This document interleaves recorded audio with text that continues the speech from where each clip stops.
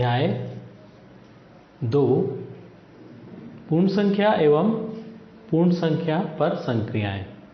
नमस्कार बच्चों, कैसे हैं आप? पिछली कक्षा में हम सभी ने पूर्ण संख्या के बारे में पढ़ा था।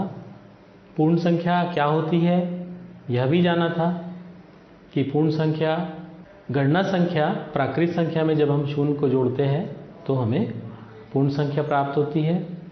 पूर्ण संख्या को हमने संख्या रेखा पर प्रदर्शित किया था और इसके साथ पूर्ण संख्या को हमने संख्या रेखा में सभी संक्रियाओं को जोड़ना, घटाना, गुणा करना एवं भाग देना को प्रदर्शित किया था। भाग 2 में बच्चों हम पूर्ण संख्या की संक्रियाओं के बारे में जानेंगे। चलिए सबसे पहले हम देखते हैं योग क्रिया के नियम। सबसे पहले हमारे पास है संवरक का नियम।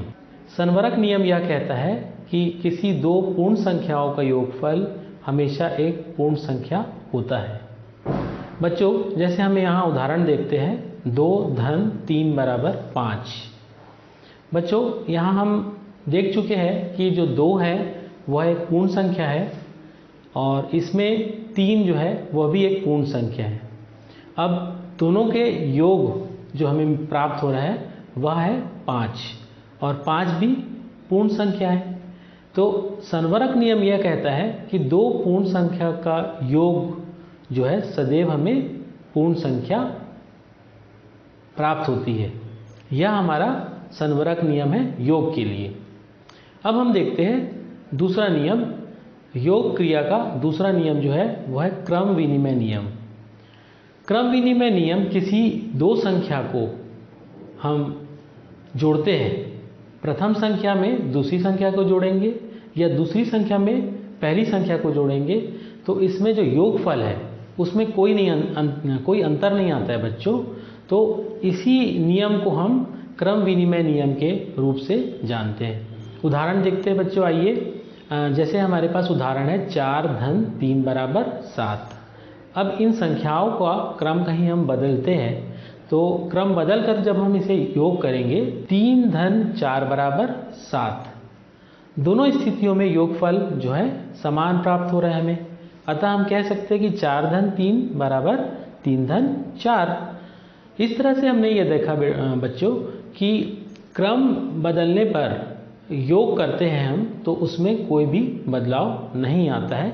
इसी नियम को हम योग के लिए क्रम विनिमय नियम के नाम से जानते हैं। अगला जो नियम है योग का वह है सहचर नियम।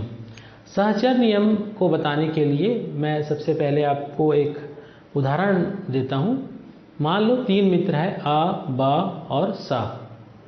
पहली स्थिति में अ और ब मिलते हैं और दोनों मिलने के बाद वह फिर स से मिलते हैं।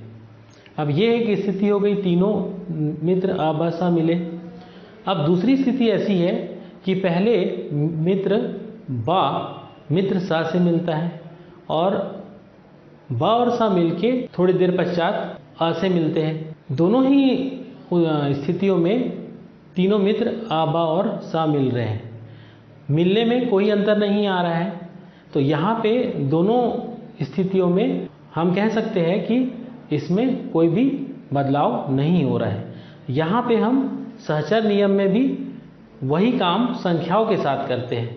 कहीं हम एक उदाहरण लेते हैं। जैसे उदाहरण हमारे पास दिया गया है 3, 4 और 5 का योग। 3, 4 और 5 का योग। सर्वप्रथम हम 3 और 4 का योग करते हैं तो 3 और 4 का योग हो जाएगा बच्चों, क्या होगा? हाँ बिल्कुल सही, 7। और 7 में जब हम 5 को जोड़ेंगे तो हमारे पास योगफल 12 प्राप्त हो रहा है।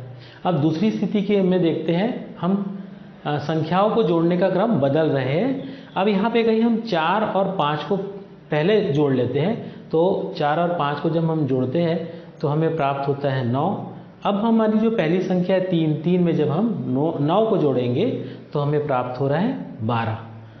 दोनों ही स्थितियों में हमें जो योग करने पे, तीनों संख्या को योग करने पे हमें 12 प्राप्त हो रहा है। तो अतः हम कह सकते हैं कि जब हम 3 संख्याओं में क्रम को बदलकर संख्याओं को जोड़ते हैं तो उसमें योगफल में कोई अंतर नहीं आता है। इसी नियम को हम योग क्रिया का साहचर्य नियम के रूप से जानते हैं। आगे हम देखते हैं बच्चों योज तत्समक अवयव। शून्य को किसी भी पूर्ण संख्या में जोड़ा जाए तो संख्या के मान में कोई परिवर्तन नहीं होता है, इसीलिए शून्य जो है योज तत्समक अवयव कहलाता है। गणित में हम शून्य को योज तत्समक अवयव कहते हैं। उदाहरण देखते हैं पहले। 9 में जैसे शून्य को जोड़ते हैं तो हमें 9 प्राप्त हो रहा है। दूसरा उदाहरण जो है 17 में शून्य को जोड़ रहे हैं तो हमें 17 प्राप्त हो रहा है। यहाँ पे हम देखते हैं बच्चों कि संख्या में जब शून्य को हम जोड़ रहे हैं तो संख्या के मान में कोई परिवर्तन नहीं हो रहा है।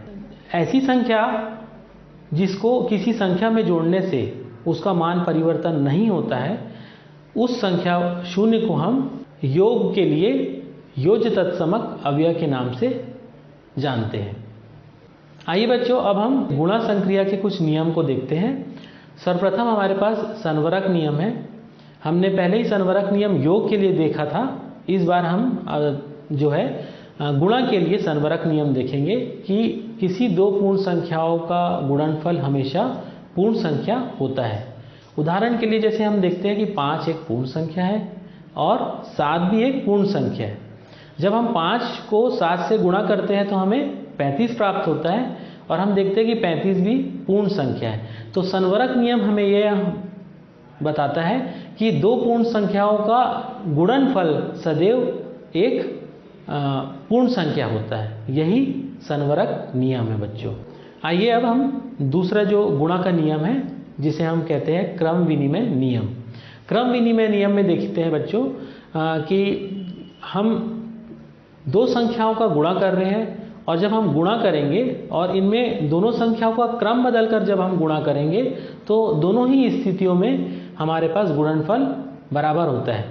उदाहरण के लिए जैसे 12 को जैसे हमने 12 को गुणा किया 5 से तो हमें मिलता है 12 पंचे 60। अब इन संख्याओं का क्रम बदलकर गुणा करते हैं।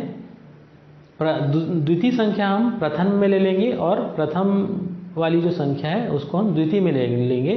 तो 5 को जब हम 12 से गुणा करते हैं तो हमें भी फिर से 60 मिलता है। 5 गुणित 12 बराबर 60। अतः हम कह सकते हैं कि 12 गुणित 5 बराबर 5 गुणित 12। यहाँ पे हम गुणा में पहली संख्या को दूसरी संख्या से गुणा करते हैं तो जो गुणनफल मिलता है, या दूसरी संख्या को पहली संख्या से गुणा करते हैं, दोनों ही स्थितियों में हमारा जो गुणनफल जो है समान होता है। तो तब जब हम क्रम बदलकर दो संख्याओं को गुणा करते हैं तो उसमें गुणनफल में कोई बदलाव नहीं आता। यही जो है हमारी गुणा के लिए क्रम विनिमय नियम के नाम से हम इसे जानते हैं। आगे देखते हैं बच्चों गुणा के लिए हम सहचर नियम। जिस तरह से हमने योग के लिए सहचर नियम देखा था कि तीन संख्याओं का योग में क्रम बदलकर जोड़ने पर उसके मान में कोई योगफल में मान में परिवर्तन नहीं आता है, वही स्थिति यहाँ पे भी है कि किन्हीं तीन संख्याओं को जब हम गुणा करते हैं और गुणा करने में कहीं हम क्रम को बदल कर गुणा करेंगे तो हमें गुणनफल में कोई भी बदलाव नहीं मिलता है। आइए एक उदाहरण से इसे और अच्छे से समझे।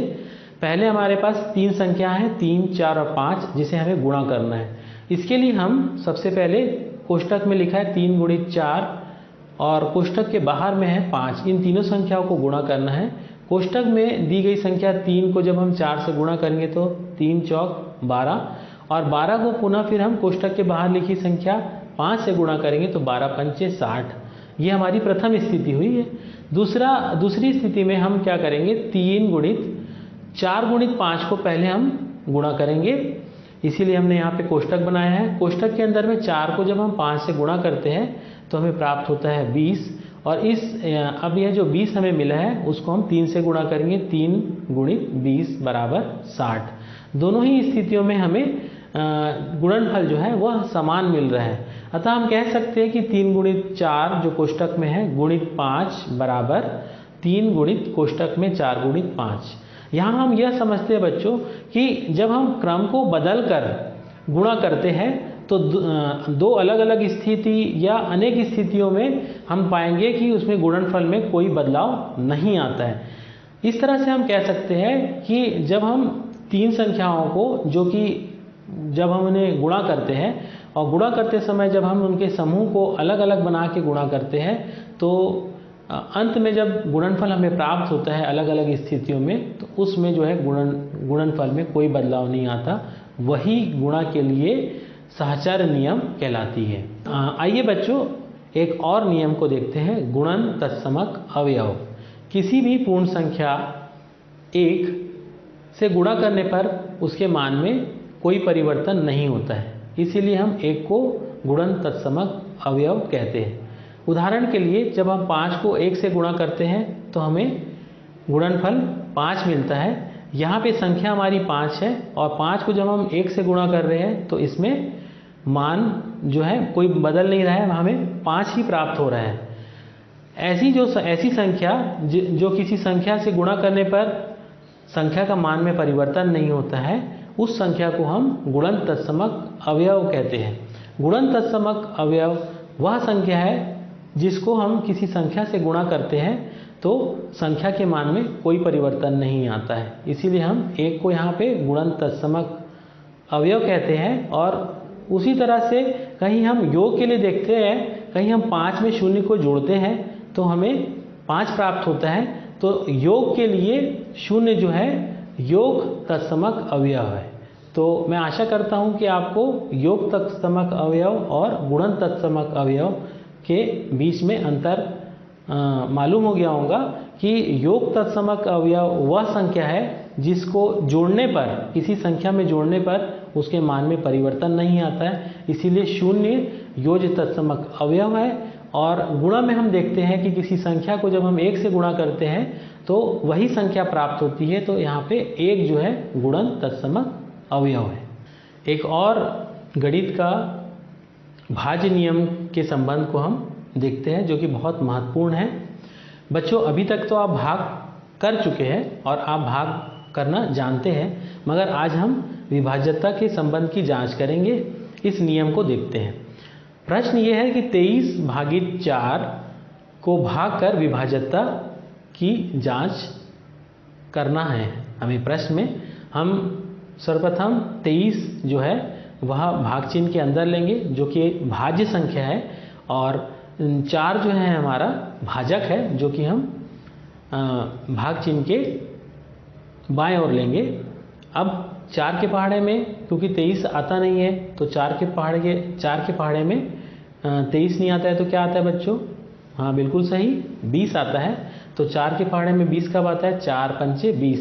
तो हम 5 को रखेंगे भागफल में, 4 पंचे हो गया 20। और अब हम 23 में से 20 को घटाएंगे तो हम इकाई स्थान में देखेंगे। पहले इकाई स्थान में 3 में 0 को घटाएंगे तो हमें 3 प्राप्त हो रहा है, और 2 में 2 को घटाए तो 0 प्राप्त हो रहा है। इस तरह से शेषफल हमें 3 मिला। तब अब हम यहाँ पे संख्या सभी चीज़ों को लिख लेते हैं। पहला है हमारा भाज्य जो क्या है 23 है, और भाजक जो है हमारा 4 है। भागफल हमें प्राप्त हुआ है भाग करने के बाद 5, और भाग करने के बाद जो शेषफल जो बचा है जो नीचे लिखा है वह 3। अब हम जो हमारा जो प्रश्न है कि विभाज्यता का जो जांच जो है या संबंध को हमको देखना है। विभाज्यता का संबंध का जो हमारा सूत्र है वह है भाज्य बराबर भाजक गुणित भागफल धन शेषफल।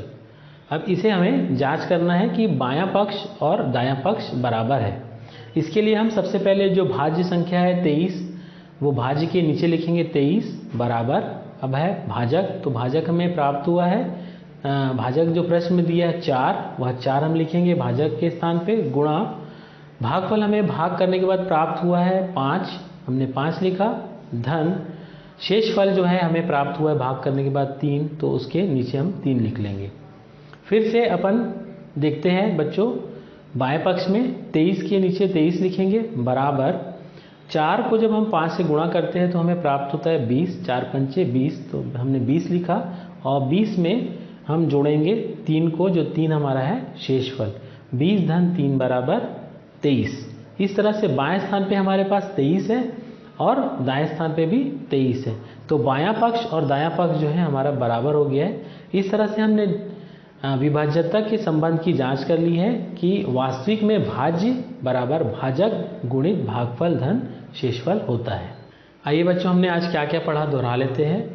सबसे पहले हमने योग क्रिया के नियम में सर्वप्रथम हमने देखा संवरक नियम, जिसमें हमने देखा कि दो पूर्ण संख्याओं का योग पूर्ण संख्या होता है। दूसरा हमने देखा क्रम विनिमय नियम। क्रम विनिमय नियम में हमने देखा कि दो संख्याओं को क्रम बदलकर जोड़ने पर हमें वही संख्या प्राप्त होती है, ये हमारा है क्रम विनिमय नियम। तीसरा हमने योग क्रिया के नियम में पढ़ा है सहचर नियम।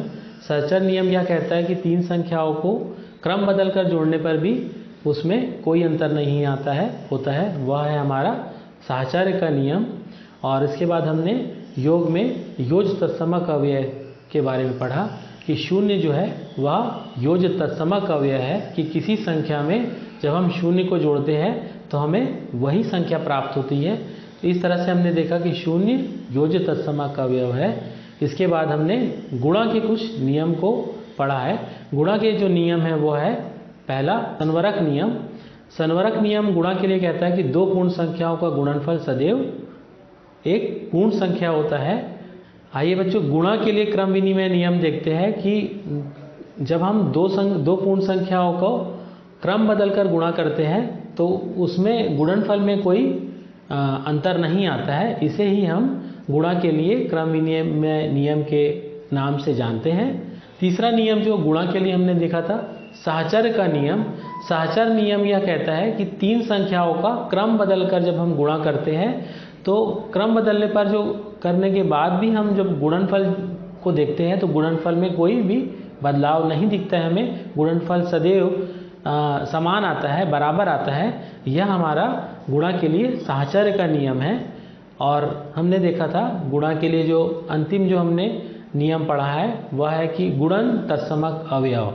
गुणन तत्समक अवयव हमने एक जाना है। एक वह संख्या है जो किसी संख्या से गुणा करने पर वही संख्या में प्राप्त होती है, इसीलिए हम एक को गुणन तत्समक अवयव के नाम से जानते हैं। और अंतिम में हमने विभाज्यता का संबंध पढ़ा है कि किस तरह से भाग करने के बाद भाज्य बराबर भाजक गुणित भागफल धन